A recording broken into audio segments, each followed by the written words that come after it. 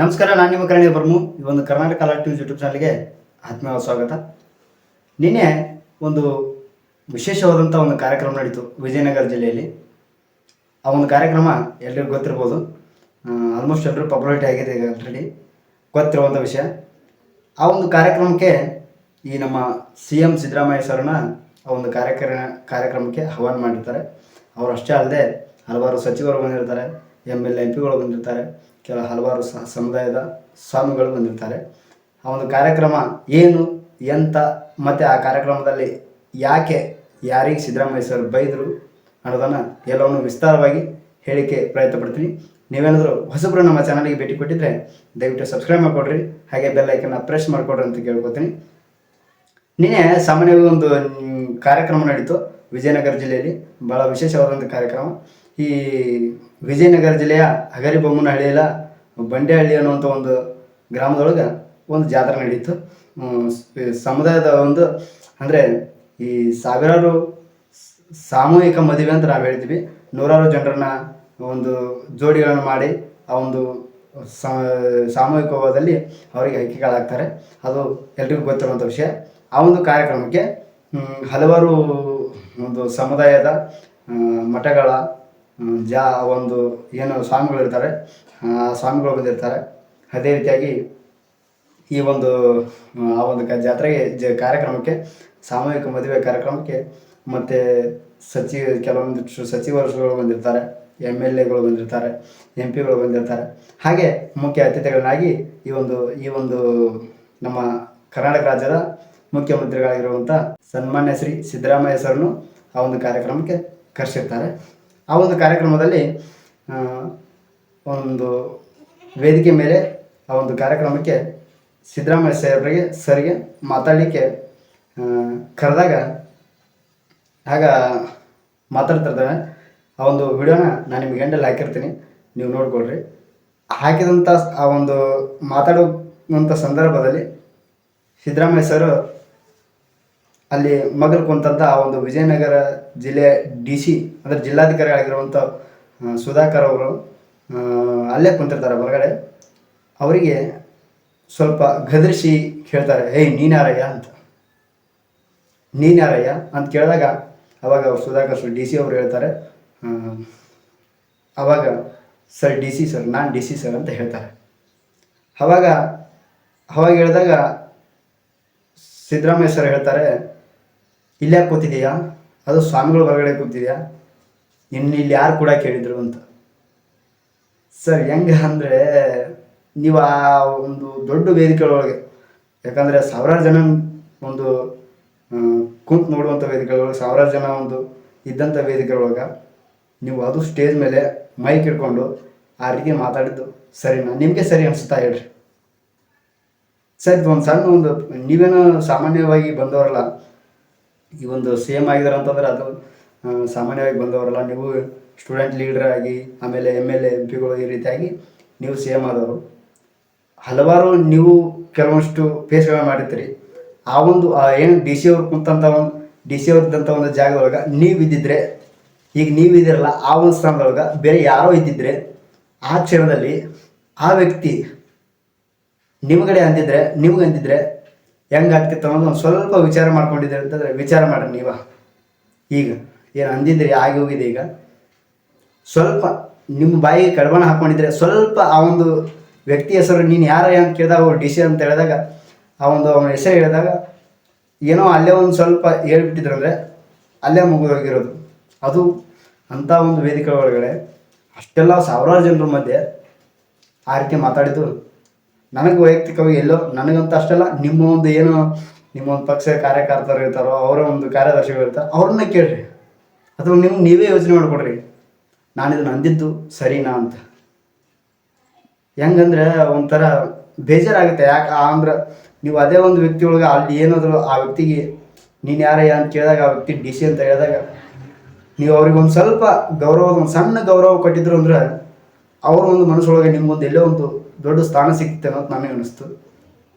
ಯಾಕಂದರೆ ಅಷ್ಟು ಮಂದಿ ಒಳಗಡೆ ಒಬ್ಬ ವ್ಯಕ್ತಿಗೆ ಅವಮಾನ ಮಾಡೋದು ಸರಿ ಅಲ್ಲ. ಈ ಒಂದು ವಿಡಿಯೋನ ನೀವು ನೋಡ್ತಾ ಇದ್ರೆ ಒಂದು ಸಣ್ಣ ಉದಾಹರಣೆ ಕೊಡ್ತೀನಿ ಸರ್. ನೀವು ಇದನ್ನು ನೋಡ್ತಾ ಇದ್ರೆ ಕೆಲವೊಂದಿಷ್ಟು ನಿಮ್ಮ ಕಾರ್ಯದರ್ಶಿಗಳಿಗೆ ಕೇಳ್ರಿ ಬೇಕಾರೆ, ನಾ ಏನು ಇದನ್ನು ತಪ್ಪು ಸರಿ ಅಂತ ನಾ ಹೇಳ್ತೀನಿ ಅಂತ.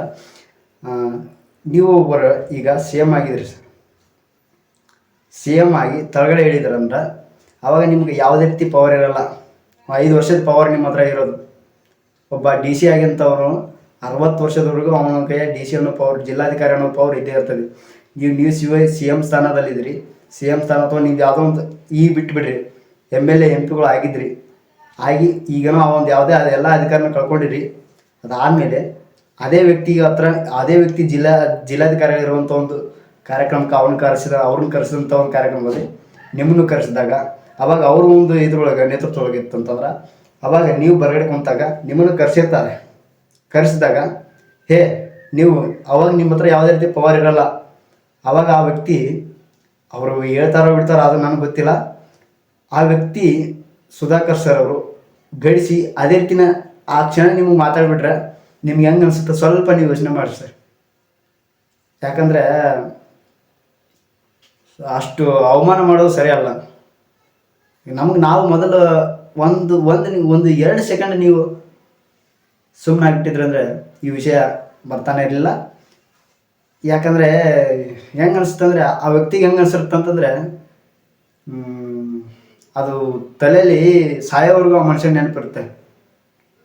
ಸುಧಾಕರ್ ಸರ್ಗೆ, ಈ ಡಿ ಸಿ ಆಗಿರುವಂಥ ಒಂದು ಸುಧಾಕರ್ ಸರ್ ಆ ಒಂದು ಕ್ಷಣದಾಗ ಅವರ ಒಂದು ಅವಮಾನವನ್ನು ಸಹಿಸಿಕೊಂಡಿರುವಂಥ ವ್ಯಕ್ತಿಗಳು.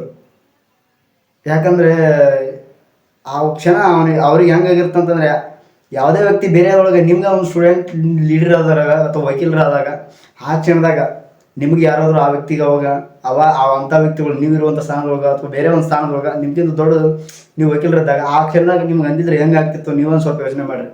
ಯಾಕಂದರೆ ಇದು ನಾನು ಅಷ್ಟೇ ಒಪ್ಪುವಂಥದ್ದಲ್ಲ, ನಾನು ಅಷ್ಟೇ ನಾನು ತಪ್ಪು ಅಂತ ಹೇಳ್ತಿಲ್ಲ. ನಿಮ್ಮ ಕಾರ್ಯದರ್ಶಿಗಳನ್ನ ಕೇಳ್ರಿ ಅಥವಾ ನಿಮ್ಮನ್ನು ಏನು ಅನುಸರಿಸುತ್ತಾರಲ್ಲ ಅಂಥವ್ರನ್ನ ಕೇಳ್ರಿ,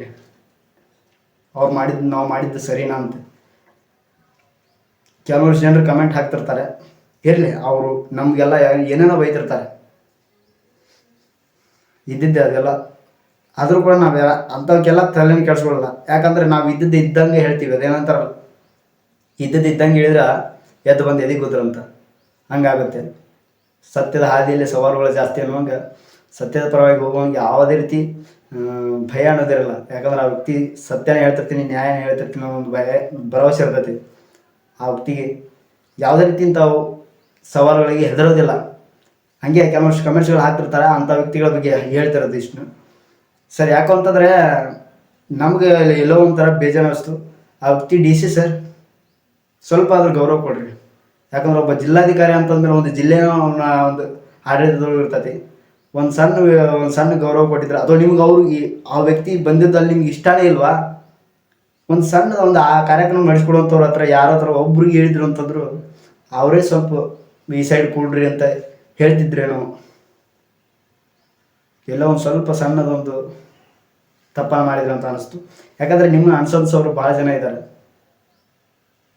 ಈ ಕೆಲವೊಂದು ಜನ ಅಂತಿರ್ತಾರೆ, ಆ ಪಕ್ಷ ಈ ಪಕ್ಷದಿಂದ ಹೇಳ್ತಾರೆ, ನಿನಗೆ ಅದನ್ನು ಮಾಡಿಸಿರ್ತಾರೆ, ಅದಕ್ಕೆ ನೀ ಈ ರೀತಿ ಮಾತಾಡಕ್ಕೆ ಬಂದಿರ್ತಿ ಅಂತಿರ್ತಾರೆ. ಅಂಥವ್ರ ಬಗ್ಗೆ ತಲೆ ಕೆಡಿಸ್ಕೊಳ್ಳಲ್ಲ. ನಮಗೆ ತಪ್ಪು ಅಂತ ಅನಿಸಿದರೆ ನಾವು ಹೇಳೇ ಬಿಡ್ತೀವಿ. ನಾವು ತಪ್ಪಂತ ಹೇಳ್ತಿದ್ದೀನಿ, ಸರಿ ಅಂತಲೇ ಹೇಳಿದ್ದೀನಿ. ನಮಗೆಲ್ಲ ಒಂದು ಸ್ವಲ್ಪ ಬೇಜಾರು ಅನ್ನಿಸ್ತು. ಯಾಕಂದರೆ ಅಷ್ಟು ಜನರ ಮುಂದೆ, ಒಂದು 1000 ಜನರ ಮುಂದೆ ಒಬ್ಬ ಡಿ ಸಿಗೆ ಅವಮಾನ ಆಗಿರುವಂಥದ್ದು ತಪ್ಪು ಅಂತ ಅನ್ನಿಸ್ತು. ಯಾಕಂದರೆ ನಿಮ್ಮ ಹತ್ರ 5 ವರ್ಷ ಪವರ್ ಇರುತ್ತೆ. ಯಾಕಂದ್ರೆ ನಿವೃತ್ತಿ ಆಗೋವರೆಗೂ ಪವರ್ ಇರುತ್ತೆ. ಅದನ್ನು ನಾವು ತಿಳ್ಕೊಬೇಕು. ಇನ್ನೊಂದು ಏನಂತಂದರೆ, ಈ ಯಾವುದೇ ಒಬ್ಬ ಸರ್ಕಾರಿ ವ್ಯಕ್ತಿಗಳಿರಲಿ, ನೀವು ಯಾವುದೇ ವ್ಯಕ್ತಿಗಳಿಗೆ ಆಗಿರ್ಬೋದು, ಯಾರಿಗೆ ಹಂಜುವಂಗೆ ಹಂಜಬಾರ್ದು. ಯಾಕಂದರೆ ನೀವು ಕೊಟ್ಟಂಥ ಒಂದು ಸಲಿಗೆಂದು ಅದನ್ನು ಅವರು ಕೆಲವೊಂದು ಜನರು, ನಾನು ಇವ್ರದ್ದು ಅಂತ ಹೇಳ್ದಲ್ಲ, ಕೆಲವೊಂದು ಜನರು ದುರುಪಯೋಗ ತೊಗೊಳ್ತಿರ್ತಾರೆ. ಅಂಥವ್ರು ಯಾವುದೇ ರೀತಿ ಸಂದರ್ಭದಲ್ಲಿ ಭಾಳ ಏನು ಮಾಡ್ತಾರೆ, ಟ್ರಾನ್ಸ್ಫರ್ ಮಾಡ್ತಾರೆ ಈ ಜಿಲ್ಲೆ ಬಿಟ್ಟು ಬೇರೆ ಜಿಲ್ಲೆಗೆ. ಬಿಡ್ರಿ, ತಲೆನೇ ಕೆಡಿಸ್ಕೋಬಾರ್ದು. ಸ್ಟ್ರಾಂಗ್ ಆಗಿ ಒಂದು ನ್ಯಾಯದ ಪರವಾಗಿ ಸ್ಟ್ರಿಕ್ಟ್ ಆಗಿದ್ರೆ ಅಂದರೆ ನಿಮ್ಮ ಹತ್ರ ಯಾರೂ ಬರಲ್ಲ. ಒಂದು ಒಳ್ಳೆ ಸ್ಟ್ರಿಕ್ಟ್ ಆಫೀಸರ್ ಅಂತ ತಿಳ್ಕೊಳ್ತಾರೆ. ಯಾಕಂದರೆ ನಾವೇನು ಇರಲಿ ಬಿಡೋರು ಭಾಳ ಇದನ್ನು ಮಾಡ್ತಾ ಹೋಗ್ತೀವಲ್ಲ, ಅವುಗಳೇ ನಮ್ಮನ್ನು ಸಾಯಿಸ್ತವೆ. ಅಂಥವಕ್ಕೆ ಯಾವತ್ತೂ ನೀವು ದಾರಿ ಮಾಡ್ಕೊಡ್ಬೇಡ್ರಿ. ನಿಮ್ಮದೇ ಅಂತ ಒಂದು ಡಿ ಸಿ ಅನ್ನೋ ಪವರ್ ನಿಮ್ಮಲ್ಲಿ ಇರ್ತಂತಂದ್ರೆ ಅದನ್ನು ಸರಿಯಾಗಿ ಉಪಯೋಗ ಮಾಡಿದ್ರಿ. ಯಾಕಂದ್ರೆ ಆ ಪವರ್ಗೆ ನೀವು ಒಂದು ಜಿಲ್ಲೆನ ಬದಲು ಮಾಡುವಂಥ ಶಕ್ತಿ ನಿಮ್ಮಲ್ಲಿ ಇರ್ತೈತಿ. ಅಥವಾ ನಿಮಗೆ ಯಾವುದೇ ವ್ಯಕ್ತಿ ಏನ ಅಂದರೂ ಅದು ಅದು ಇಂಥ ಒಂದು ವೇದಿಕೆ ಮೇಲೆ ಅಷ್ಟು ಅನಿಸ್ಕೊಳ್ಳೋದು ಸುಲಭ ಮಾತಲ್ಲ. ಇರಲಿ, ಅವ್ರು ಅಂದಿದ್ದು ಏನೋ ತಪ್ಪಾಗಿದೆ ಅಂತ ನಾನು ಹೇಳ್ತೀನಿ. ಯಾಕಂದರೆ ಆ ವ್ಯಕ್ತಿಗಳು ಇದನ್ನು ವಿಡಿಯೋನ ಅವ್ರು ನೋಡಿದರೆ ದಯವಿಟ್ಟು ನಾ ಏನಾದ್ರು ಅಂದಿದ್ರೆ ಅಥವಾ ನಾ ಏನಾದ್ರು ಮಾತಾಡಿರುವಂಥ ವಿಷಯಗಳಲ್ಲಿ ಏನಾದ್ರು ತಪ್ಪಾಗಿದ್ದರೆ, ನಿಮಗೆ ಏನಾದ್ರು ನನ್ನ ಬಗ್ಗೆ ಕೆಟ್ಟದಾಗಿ ಅಂತ ಅನಿಸಿದರೆ ದಯವಿಟ್ಟು ಕ್ಷಮಿಸಿ. ಯಾಕಂದರೆ ನೀವು ಮಾತ್ರ ಆ ಮಾತು ಅಂದಿದ್ದು 100ಕ್ಕೆ 100ರಷ್ಟು ಅಷ್ಟು ಜನರ ಮಧ್ಯೆ ಅಂದಿದ್ದು ಅದು ತಪ್ಪು ಸರ್. ಯಾಕಂತಂದ್ರೆ ನಾವು ಇದ್ದಂಗೆ ಹೇಳ್ತೀವಿ, ತಪ್ಪು ತಪ್ಪೇನೆ. ಅಷ್ಟು ಸಿ ಎಮ್ ಸರ್, ಈಗ ನೀವು ಮುಖ್ಯಮಂತ್ರಿಗಳು ಭಾಳ ಏನೋ ಮಾತಾಡಿದ್ರು ಸ್ವಲ್ಪ ವಿಚಾರವನ್ನು ಮಾಡಿ ಮಾತಾಡಿದರೆ ನಿಮ್ಮದು ಅಂತ ಗೌರವವನ್ನು ನೀವು ಉಳಿಸ್ಕೊಂಡು ಹೋಗ್ಬಲ್ರಿ ಅಂತ ಹೇಳ್ಬೋದು ಅಷ್ಟೇ. ಯಾಕಂದರೆ ಆ ಕ್ಷಣ ನೀವು ಅಂದಿದ್ದು ಅವತ್ತು ಆಗ ಅವರು ಸರಿಗೆ DC ಸುಧಾಕರ್ ಸರ್ ಅವ್ರಿಗೆ ಹೆಂಗೆ ಆಗಿರ್ಬಾರ್ದು, ಆ ಕ್ಷಣ ಅವ್ರಿಗೆ ಹೆಂಗೆ ಅನಿಸಿರ್ಬಾರ್ದು, ನೀವು ಸ್ವಲ್ಪ ಯೋಚನೆ ಮಾಡಿ ಸರ್. ಯಾಕಂದರೆ ಎಷ್ಟು ಅವಮಾನ ಆಗಿರುತ್ತೆ ಅಂತಂದರೆ ಅಷ್ಟು ಜನಗಳ ಮಧ್ಯೆ ಅವರಿಗೆ ಗೊತ್ತು. ಆ ಸ್ಥಾನದಲ್ಲಿ ನೀವು ಒಂದು ಸರಿ ನಿಂತ್ಕೊಂಡು ವಿಚಾರ ಮಾಡಿರಿ, ಆವಾಗ ಗೊತ್ತಾಗುತ್ತೆ ಸರ್ ಏನನ್ನೋದಂತ. ಮತ್ತೇನು ಹೇಳೋಕ್ಕಾಗಲ್ಲ, ತಪ್ಪು ತಪ್ಪೆ ಅಂತ ಹೇಳ್ಬೋದು ಅಷ್ಟೇ. ಆ ರೀತಿ ಮಾತಾಡಿದ್ದು ತಪ್ಪು ಅಂತ ಹೇಳ್ಬೋದಕ್ಕೆ ಹೇಳ್ತೀವಿ ಅಷ್ಟೇ. ಇಷ್ಟು ಹೇಳ್ತಾ ಮತ್ತೊಂದು ವಿಡಿಯೋ ಸಿಗ್ತೀನಿ. ಎಲ್ಲರೂ ನಮಸ್ಕಾರ. ಜೈ ಕನ್ನಡ, ಜೈ ಕರ್ನಾಟಕ.